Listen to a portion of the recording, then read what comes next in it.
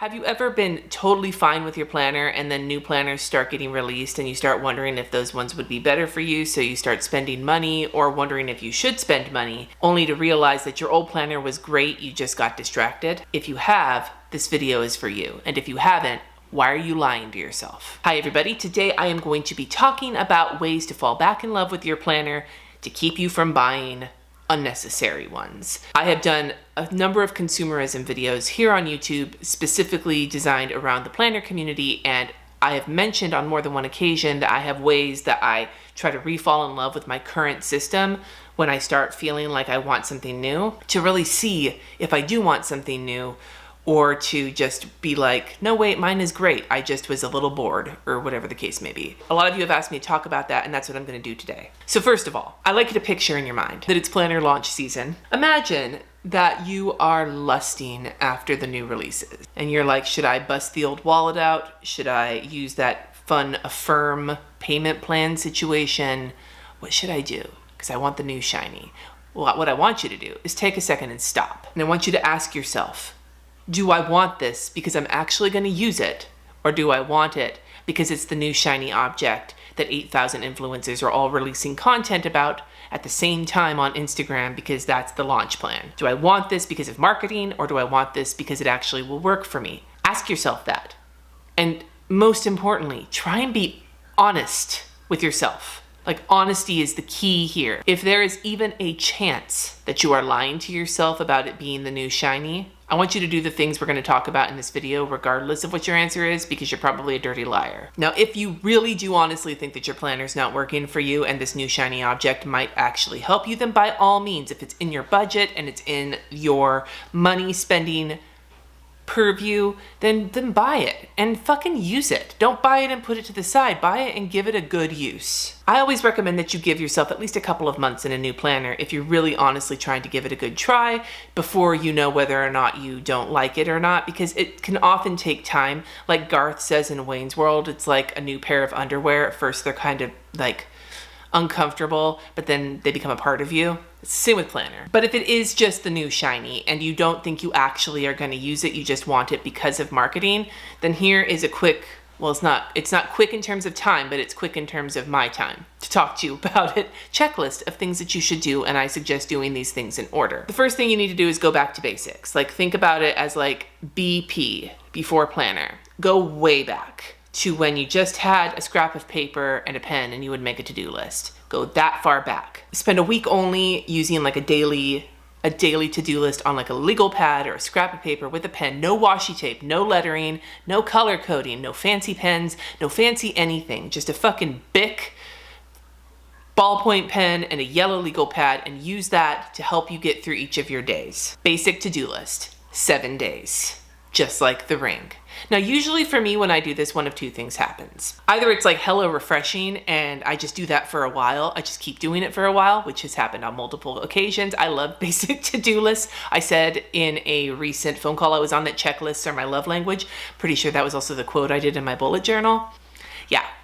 But the other thing that happens is that I'm like, oh, fuck this to-do list. I want to get back in my planner. Like, it makes my planner look more interesting. I'm like, get rid of this bunk ass paper and put me back in my planner with my pens and everything else. And of course, if the first thing happens and you love your to-do list for a while, then bunk away. Eventually, your planner is going to look pretty tasty to you. Or you might just decide that to-do lists are your new favorite way of planning. And that might make you want to look at the bullet journal situation, but that's a whole other story. Now, the second thing you should do after the bunk ass to-do list is to get your planner out, but hide your wives, hide your washi, hide your stamps, hide your stickers.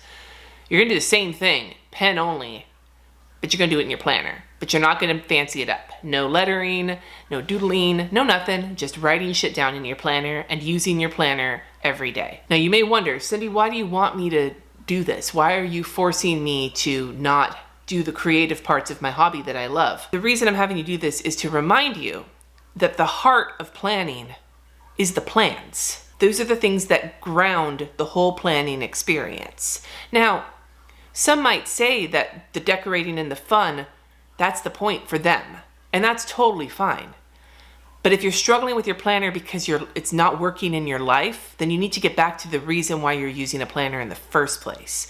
You need to get back to using it for those plans so that you can then bring all of the creative stuff back in. And if you realize that you're fine with a to-do list, but you still want to sticker the shit out of your planner, then use this to-do list for your plans and just sticker the shit out of your planner. Use it as a memory keeper or whatever else you want to do. But ultimately, for me at least, to fall back in love with my planner, I need to get down to the heart of it, which is the things I need to get accomplished every day. Whether it's getting laundry done, or a huge work project, or just making sure that I have enough time after making dinner to sit down and watch the True Blood so I can see the vampire sex. And I'm pretty sure that the vampire sex is a reference to a different video I filmed, so whatever. So now, once you've spent some time doing the basic ass planning in your planner, you can start adding some fancy shit back in if you want to. But my suggestion would be to not add in the fancy shit that you like. Like, if you're a big sticker planner, don't use stickers. Use stamps or stencils, both of which I struggle ass with. But I will tell you, doing a hot mess plan with me with stamps makes the next week with stickers feel so much better. So try something you're not used to doing or something you know you really don't like. If you don't color code the whole week.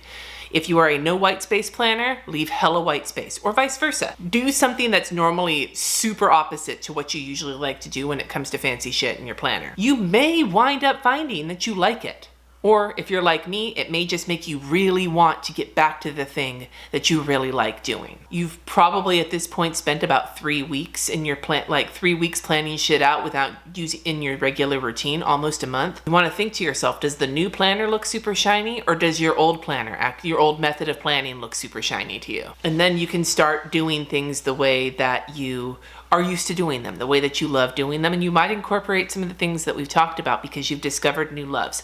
The key here is to remind yourself, A, that the heart of your planning is your plans, and B, that the reason you do the fun things and the reason you use your planner in the first place is to both accomplish your plans, but take part in the creative or fun aspects of this hobby. Two things might not both apply to you, but you're trying to reinvigorate your love of your planner by stripping away everything and then just adding stuff back in. It really does help. And it takes some time, because the big thing that happens if instead of buying the new shiny thing, you spend a few weeks doing this, not only are you trying to reinvigorate your love with your planner, you are also taking some time away from that initial marketing fueled want of the new thing. If you spent 3 or 4 weeks doing this other stuff and still lusting after that new thing, maybe the new thing is really what you want. But for me, I find that if I wait for a little bit, that want of something, it goes way down, especially when people have stopped talking about it. That's my usual process, but I have some other tips for you, some other ideas if you are trying to re-inspire your love of your planner. Try doing a pen-only week. Try using multiple colors. You can do a pen-only week, but I've done rainbow weeks before where I've used every day a different color or color coding, whatever, but try doing pen-only but making it all sorts of different colors and using the color to be the thing that inspires you creatively. Try color coding if that's not something that you usually do. Keep your planner out where you can see it and open to that current week or day. One of my most important things that I do, and you can see it behind me, is I keep my bullet journal open on my desk so that I'm constantly checking back in with it to see what I've done and what I still have left to do. If that's not possible for you, or if you're already doing that, try making a habit of checking in with your planner first thing in the morning and before you go to bed. Not right before you go to bed, but as part of your winding down time, so that you go into the next day feeling like you have a footing on what's coming up, and then in the morning you can just double check that and make sure that everything's going to work out okay. This has become really important for me as I've gotten sicker. I wiped out in front of Whole Foods yesterday and had to rearrange all my plans because I basically feel like I've been hit by a truck, and I still feel like shit today. But I needed to move things around so that I could still stay on target for the things that needed to get done, but also taking into account the fact that I'm moving a lot slower, and every time my elbow touches my armrest, it really hurts. So checking in with your planner both throughout the day but also before you go to bed and in the morning after you wake up really helps you stay in touch with how you're feeling as well as the things that are going on. Refresh your planner's clothes. Now, instead of buying a new planner, change out covers if it's an interchangeable cover planner. If you use discs, put in some different discs or a different cover. You can use a different binder or a different traveler's notebook. For me, with my bullet journal, that often means changing out what colors I'm using, what markers I'm using, or I even have a cover on my Baron Fig. Sometimes it means just using a new notebook once I'm ready for it. Refreshing your planner's clothes can make you give you that new shiny feeling without actually spending a shit ton of money. Unless, of course, you're buying like a Giglio or whatever the hell those things are called. And then finally, something that I do sometimes for fun on the channel, but I actually think helps me stay happy with my planning system overall, is to challenge yourself each month to spend some time planning in a different style, emulating somebody else on the internet. Not because you want to be them, but because you want to try what they're doing. Going back to what we did in that previous step, where if you're a no white space planner, planning with white space or vice versa. If you hate stencils, trying stencils for a week. Doing that not as part of a system, but just for the fun of it every once in a while, it can really help reignite your love of the things you love to do, because absence does make the heart grow fonder. The planner grass is not greener on the other side, but it can hella feel that way, especially during new launch season, when all of the people on the launch teams, the influencers, the squad members, whoever the fuck gets all the boxes of stuff every time there's a launch, they're gonna come out and they're gonna rave about it, because that's what they do. But you don't have to listen to it. So you can unsubscribe, you can unfollow, you can mute them, you can take a break from them, even if you love their stuff on a normal basis but cannot handle the launch because it makes you spend money you don't have or money you don't want to spend, or you start feeling bad about yourself, or you start feeling the FOMO or anything else. It can be a great tool to help you from breaking your bank, breaking your budget, whatever the case may be. One way to refresh yourself during launch season when you're trying to hide from all the shit that really bothers you is to specifically look for and follow accounts that have aesthetics or looks that you find really refreshing and awesome, but have nothing to do with planning or bullet journaling or paper crafting. I actually love following food accounts that have colors and aesthetics that I really enjoy looking at. Not because I want their recipes. Often it's food I won't eat because I'm picky, but I love the look of that, and that helps me feel inspired when I go to painting flowers or working in my bullet journal. You can get inspiration from different places that doesn't translate directly into what you're doing.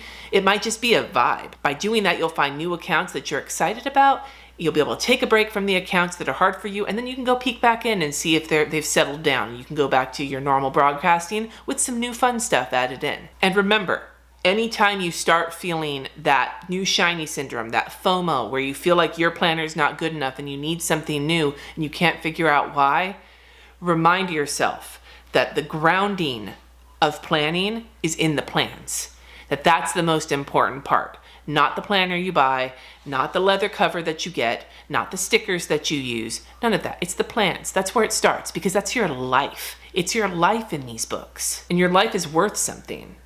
Your life is worth more than any new release. And if you can remember that, it might reduce the amount of lust for the new product, which is just a thing, and remind you that that thing might be cool, but you might have a thing that works really well for you right now, and getting back in touch with the things that really matter in your life is more important than any new shiny. Did that make sense? I have no idea. I feel like I am trying to like self-help woo-woo you, but really what I want you to say is don't fucking spend money on things just because influencers tell you to. Take a minute and try and love the things that you have. Love the one you're with. Love the one you're with. Now, by the time you see this video, I am going to be on my moving break. I will be in the process of living in hotels, administering subcutaneous fluids to a sick cat while waiting to take possession of my new house in Denver. But when I get back, I'm going to be raring to go to make new videos, and I would love to hear from you in the comments below ideas on videos you'd like me to make, especially if they touch on consumerism in the planner community, because this is a series I love making, but sometimes I feel like I talk about the same things. Don't buy the thing unless you need it. Don't buy the thing unless you need it. Give me some topics you'd like me to explore either here or on my podcast, which will be coming back soon, in the comments below. Thank you so much for watching. Subscribe if you haven't already, and until next time, my friends, peace out.